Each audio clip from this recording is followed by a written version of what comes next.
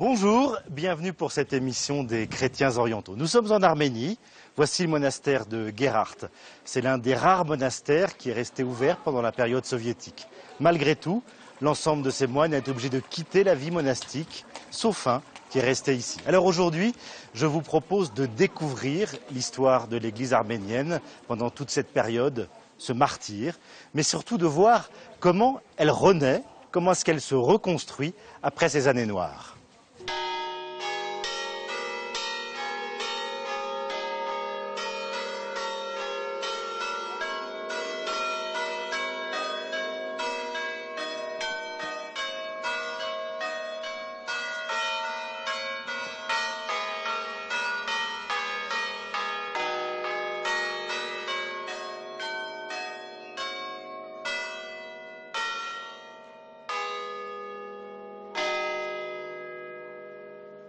Etchmiadzin est sans doute le pont qui me relie à ce pays plus encore. C'est-à-dire que Etchmiadzin, si Yerevan est la capitale politique de l'Arménie, Etchmiadzin est la capitale spirituelle. Donc c'est elle qui en réalité unit tous les Arméniens du monde entier qui sont citoyens d'une cinquantaine de pays. Parce que vous êtes un descendant de rescapés du génocide, donc d'Arménie occidentale. Oui, tout à fait. Oui, c'est-à-dire que ce morceau d'Arménie, que les Arméniens vivent un peu comme l'arche de Noé. Hein. Ils ont cette image parce qu'on est au sommet du plateau arménien ici. C'est le dernier, c'est le Saint des Saints, si j'ose dire. C'est le lieu refuge pour les Arméniens du monde entier. Les Arméniens ont connu deux drames pendant le XXe siècle. En 1915, en Turquie, le génocide a fait plus d'1,5 million de morts à cause de leur foi.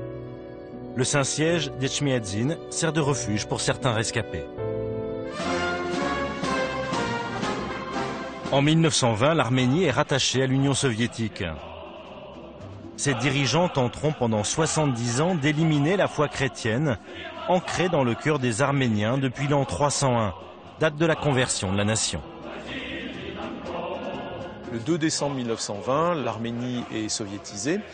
Immédiatement, tous les décrets, toutes les lois qui étaient en vigueur en Russie sont appliquées ici, c'est-à-dire que l'Église et l'État sont séparés. Les structures ecclésiales ne sont plus reconnues par l'État en tant que telles, sur le plan juridique. L'Église est privée de toutes ses possessions. Au début, ce sont essentiellement les terres des monastères qui sont confisquées, puis rapidement les écoles, les dispensaires, les terres agricoles, les grands domaines sont confisqués. Le diocèse d'Yerevan compte 600 églises, pratiquement toutes sont fermées. Le clergé séculier est sans doute celui qui paye le plus tôt le tribut le plus lourd, on va dire, au nouveau régime. Leurs enfants sont interdits d'inscription dans les écoles, ce qui fait qu'une grande partie de ce clergé va quitter l'état religieux et va se fondre dans la société. Et puis, il y a le clergé, le haut clergé, les hiérarques, les moines, les évêques, et ceux-là seront persécutés ensuite de manière plus tragique encore, car ce qui les attend, c'est le peloton d'exécution. C'est donc un anéantissement quasi total de l'Église arménienne en quelques années, et les années, on va dire, les plus difficiles sont sans doute les années de 1937 et 1938. En 1938, en une seule année, on fusille 80 prêtres ici.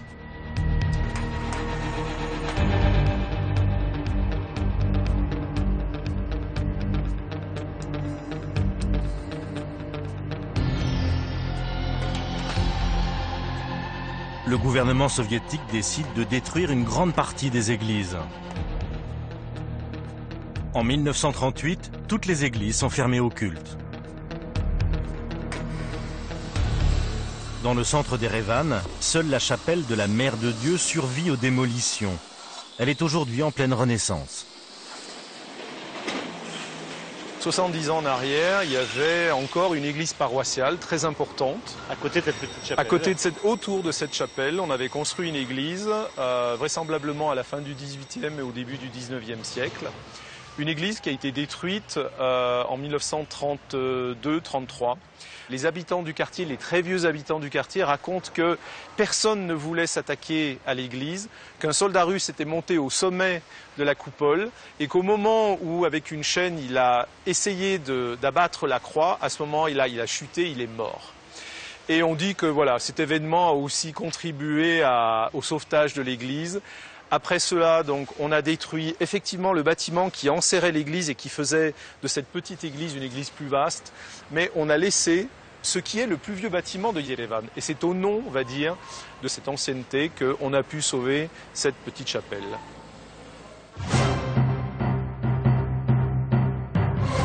Au Saint-Siège des Shmiadzin, les catholicos sont mis sous surveillance par le pouvoir soviétique. Ils tentent de les faire taire. Ils transforment le monastère en caserne et en usine agricole. Il y a une figure importante, c'est le catholicos Soren, qui lui aussi a été victime de la barbarie soviétique. Oui, le catholicos Soren Ier donc, est élu en 1932. C'est un homme qui est extrêmement courageux, alors avec des restrictions naturellement, il se bat à chaque fois, mais il réussit à faire venir par exemple des prêtres de l'étranger pour les ordonner évêques ici, il ordonne des évêques pour l'Arménie. Bref, il manifeste ainsi cette volonté de survie de l'Église arménienne, de réorganisation de l'Église arménienne. Il le paye de sa vie. Il meurt dans la nuit du 5 au 6 avril 1938. Nous avons deux témoignages directs et indirects qui parlent d'un meurtre. Les historiens, eux, disent qu'on n'a pas la preuve de cela. Aujourd'hui, on commence à parler plus d'empoisonnement. La version officielle, c'est qu'il serait mort d'une crise cardiaque.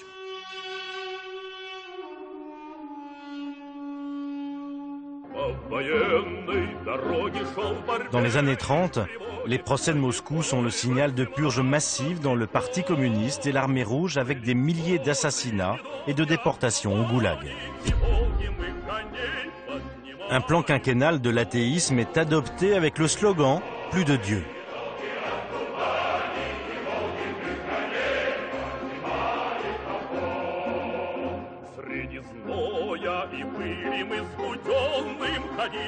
Pendant cette période communiste, quelle était la vie de l'Église? Il était interdit de parler de la religion, de Dieu, de l'identité arménienne chrétienne en Arménie même. Le grand problème, c'était qu'on n'avait plus de prêtres dans les diocèses, dans les paroisses. Il restait plus combien de prêtres à l'époque? Vous savez, rien qu'ici à Etchmadzin, on n'avait que 3 prêtres, 2 archimandrites, un prêtre marié et le catholicos. Voilà tout. Après la guerre, la Seconde Guerre mondiale, Staline avait compris, je pense, et les autorités de l'Arménie soviétique, ils avaient compris qu'il faut au moins donner la possibilité à l'Église de garder cette petite foi qui reste encore dans les différents diocèses, dans les âmes des fidèles qui ont peur, mais en même temps, ils veulent venir à l'Église, ils veulent prier en secret. On va dire qu'il y a des pratiques cultuelles clandestines, comme dans tout le reste de l'Union soviétique, c'est-à-dire que des prêtres continuent de baptiser les enfants dans les maisons, de célébrer la divine liturgie. Donc tout cela existe. L'église des catacombes, si vous voulez, existe aussi en Arménie. Mais il y a aussi quelque chose d'extrêmement important, c'est la catéchèse et le culte familial. Les femmes ont un rôle très important dans la transmission de la foi. Si vous questionnez des gens qui sont nés dans les années 30 ici, tous vous parleront d'une grand-mère qui forcément leur apprenait quelques rudiments de catéchisme, priait avec eux. Vraiment, c'est quelque chose qui a beaucoup marqué la vie religieuse de l'Arménie. À Djervej, dans la banlieue d'Erevan, l'église avait été transformée en entrepôt, le clocher détruit, et une fois de plus, le pouvoir avait tenté de faire disparaître la foi de l'âme des habitants. Quelques années après la chute du communisme, on assiste ici à une véritable renaissance de la paroisse. On reconstruit le clocher, mais surtout, une communauté paroissiale se constitue dans une communion fraternelle.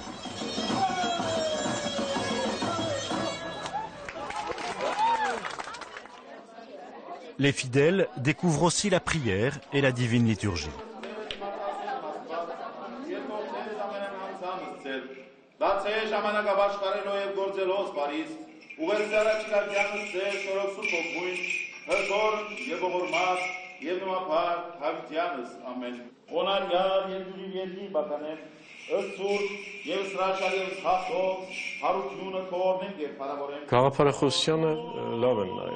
J'avais de la considération pour l'idéologie parce qu'elle parlait de justice, de fraternité, de liberté. Ceux mêmes qui tenaient le peuple enchaîné par la peur et la terreur parlaient aussi de liberté. Je croyais en ces mots, et j'y adhérais car j'en ressentais le besoin, jusqu'à ce que mes yeux s'ouvrent. Dans ces années-là, il y a toujours eu autour de moi des gens qui pensaient de manière saine, au contraire de moi.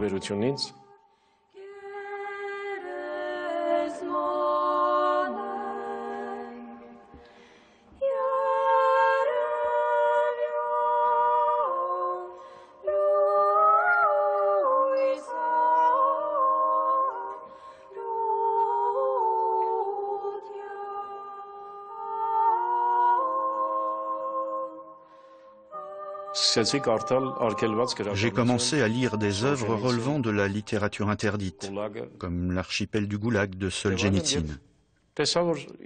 J'ai alors compris que ce qui était écrit était la réalité. Ça a été des jours difficiles pour moi. Il m'a semblé à cette époque que tout mon monde intérieur s'effondrait.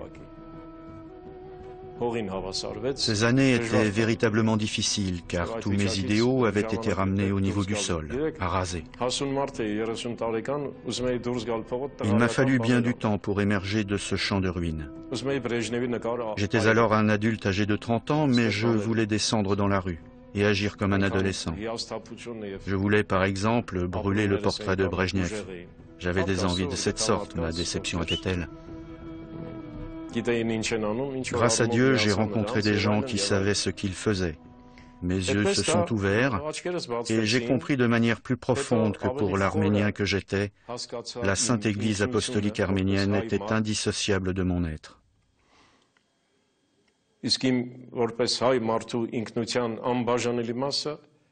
Cette vérité est une permanence de notre histoire et pour tout individu conscient de son identité.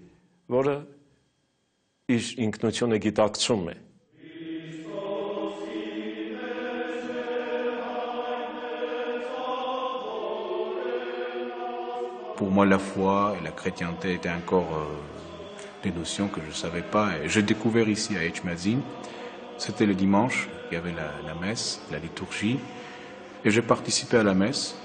D'abord les chants, c'était vraiment les chants divins, et je dis, mon Dieu, on a cette richesse, on a cet héritage, et on ne sait rien ce que ça veut dire, on ne sait rien de ce qui est nôtre, de ce qui est l'identité arménienne, chrétienne d'abord.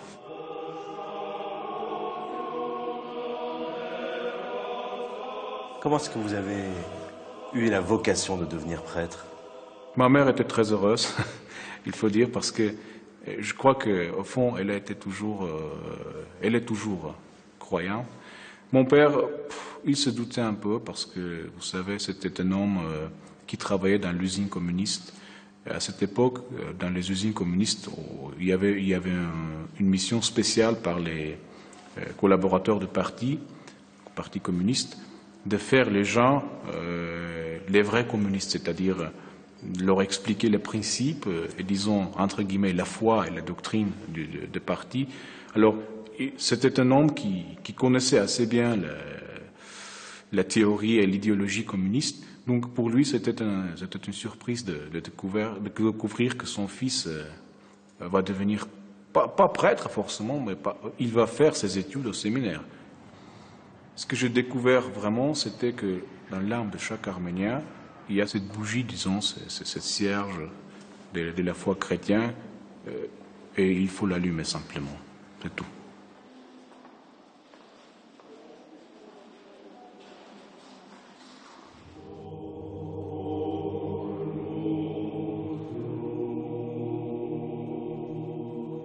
Avec l'élection de Vasquin Ier, beaucoup de choses avaient changé, parce qu'au moment où avait commencé ce mouvement pour l'indépendance de l'Arménie, tous les gens pensaient qu'ils n'en doutaient pas que l'Église est à leur côté. Donc, parce que l'Église avait gardé cet espoir d'avoir enfin un État libre, un État indépendant, et c'était l'Église qui fabriquait, entre guillemets, dans les laboratoires des différents monastères, cette idéologie nationale du royaume, de l'État, de l'armée, etc., etc. Au niveau de la foi, c'était pas encore clair parce que les gens qui voulaient que l'Arménie soit indépendante, c'était les gens des anciens communistes qui avaient vraiment réalisé que le communisme ne peut plus continuer comme une idéologie dominante. Et je pense que ces gens-là avaient réalisé aussi qu'il faut avoir une autre idéologie.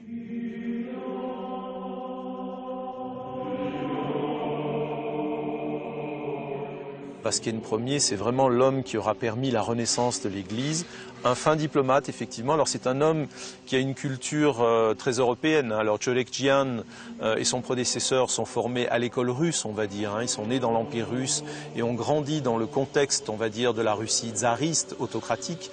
Vazquene Ier, c'est un homme qui très vite comprend les enjeux de l'œcuménisme, par exemple. Il est né dans un pays orthodoxe, la Roumanie, mais a grandi, a été élevé chez des luthériens d'abord.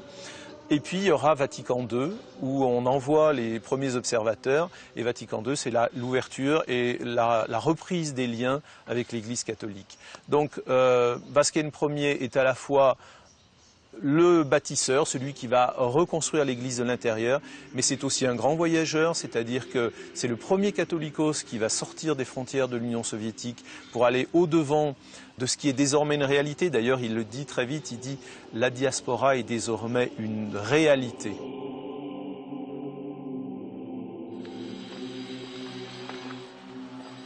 À Gervais, dans la paroisse du Père Gurer, l'antique tradition de la bénédiction des maisons est aussi en pleine renaissance. Véritable rassemblement de la famille autour du curé.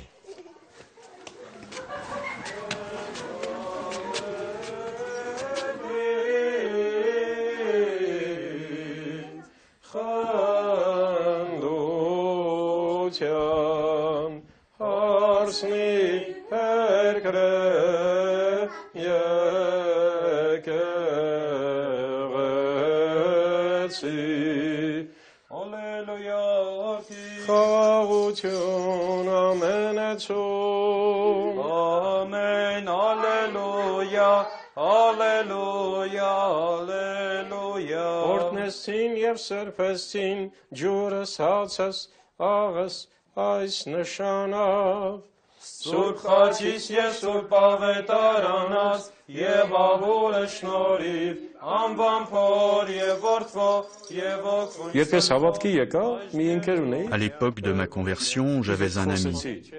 Je lui ai parlé de Dieu, de la foi. Il m'a regardé la mine ahurie. On disait à l'époque que la foi équivalait aux ténèbres. Il ne cessait de me répéter « Et c'est toi, un homme possédant une formation universitaire, qui me parle de tout cela ?» La foi était alors une question qui ne pouvait intéresser que les illettrés et les êtres les plus frustres. C'était évidemment le fruit de la propagande soviétique.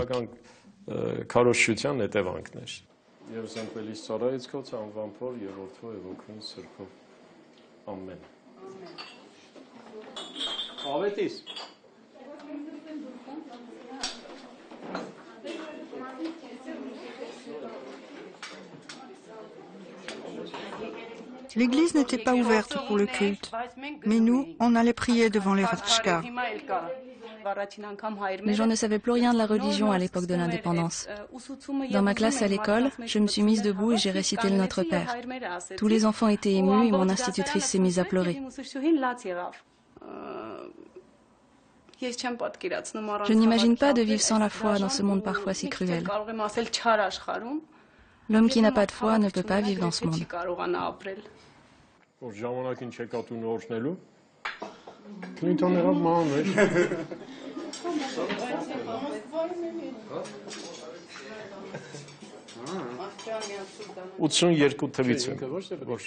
Je suis devenu chrétien en 1982. L'un de mes amis, un physicien très actif, a eu un grand rôle. Il avait étudié toutes les religions de l'Inde, Krishna et les autres. C'était à la fois un érudit, un patriote, un démocrate et un bon connaisseur de l'histoire.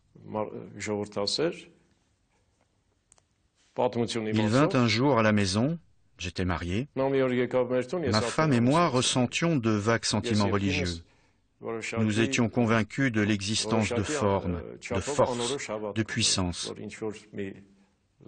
Nous étions très unis et très en phase sur ces questions.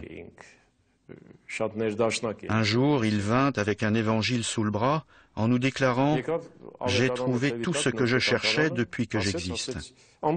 Il nous parla ensuite de Jésus et de son enseignement. Lorsque le terrain est prêt, il suffit de l'ensemencer. Je peux affirmer que nous concernant, le terrain était prêt.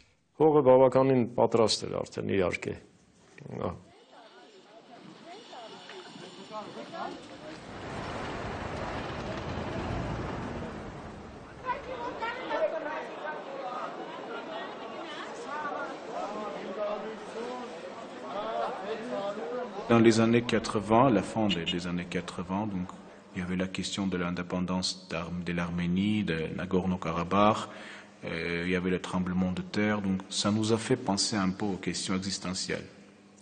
Où on va? Où les Arméniens? Où ils vont, pardon.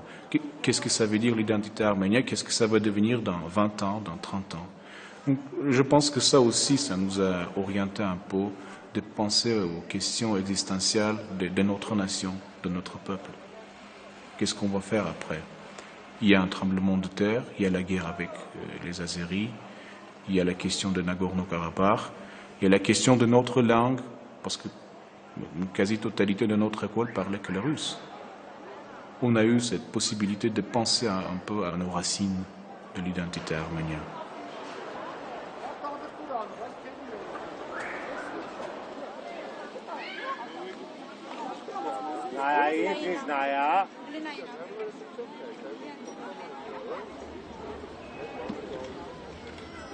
Moi, j'étais séminariste ici dans des années qui étaient plutôt favorables. C'était celle de la perestroïka. Donc, on profitait déjà, on va dire, de l'ouverture du pouvoir. Une vie très intéressante, très riche, parce que pour moi, l'Arménie devenait quelque chose d'extrêmement concret. Ça n'était plus la terre racontée ou le pays raconté par mes grands-parents, mais une réalité avec des gens, avec une société arménienne où tout le monde était arménien. C'était très étonnant pour moi.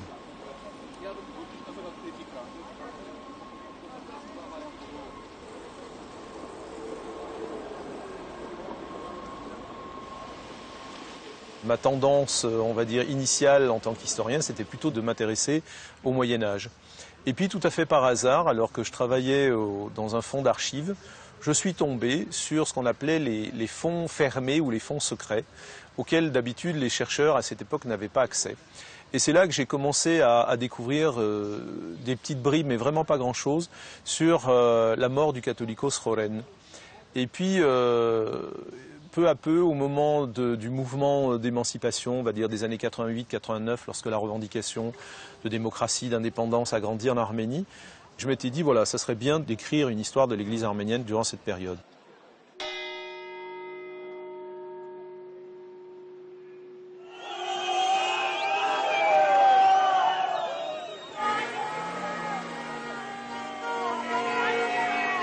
À l'indépendance se produit ce qui s'est produit dans toute l'Union soviétique, c'est-à-dire que d'un coup, tout ce qui avait été interdit pendant des décennies, d'un coup, voilà, se trouve à portée de main.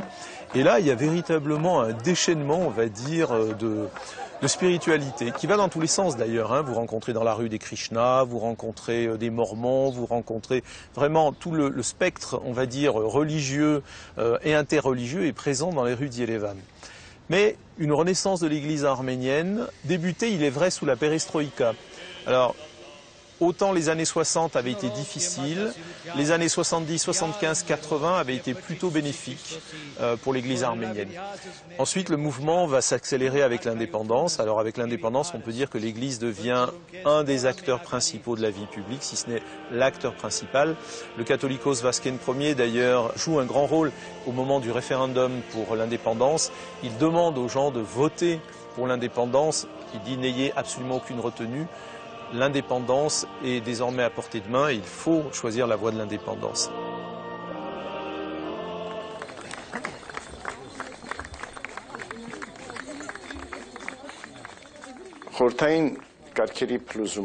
Avec l'effondrement du régime soviétique et avec l'indépendance de l'Arménie, une période de renaissance a débuté dans l'existence de notre peuple. d'une renaissance spirituelle. Notre peuple s'est alors tourné vers l'Église, vers ses racines chrétiennes. Durant ces 20 dernières années, notre peuple s'est attelé au travail de reconstruction de ces églises et de ces sanctuaires. Différentes structures ont été mises sur pied afin de redonner sa place à l'Église dans la vie de notre peuple, en s'armant des valeurs spirituelles et nationales qui sont les nôtres.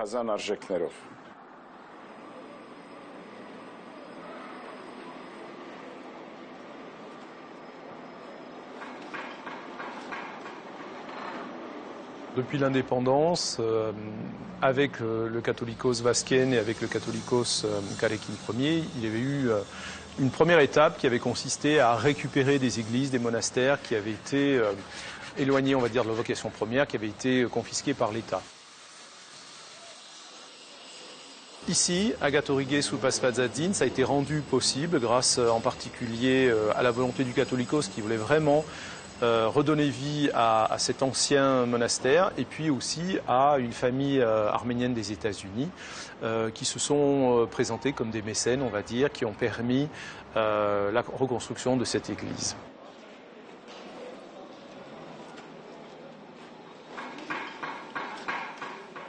Les gens savaient peu de choses sur la foi chrétienne, sur les valeurs chrétiennes, sur le savoir-vivre chrétien. C'était le problème de leur expliquer que, vous savez, la chrétienté, c'est pas les bâtiments, c'est pas l'église, c'est pas la pierre que vous voyez.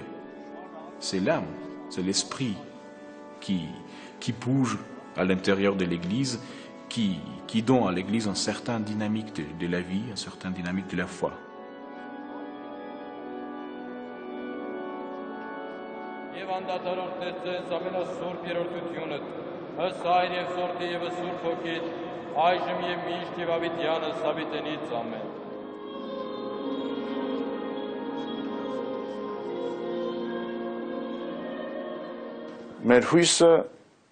Notre espérance est celle d'un pays sûr et en paix, et d'une humanité heureuse. Malgré toutes les tempêtes qui agitent notre univers, nous sommes convaincus que le monde et l'humanité sont entre les mains bienveillantes de Dieu. Nous croyons en un avenir lumineux pour l'humanité.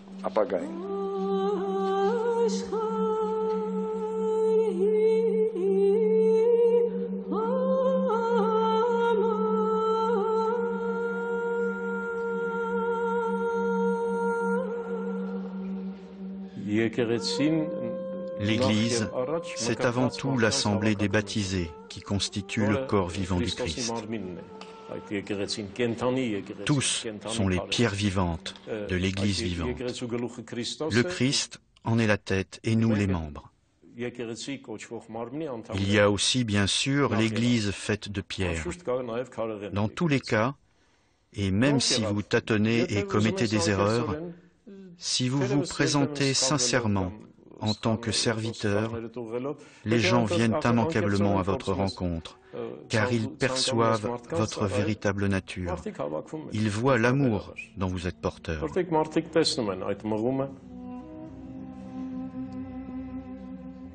Moi, j'aime les gens.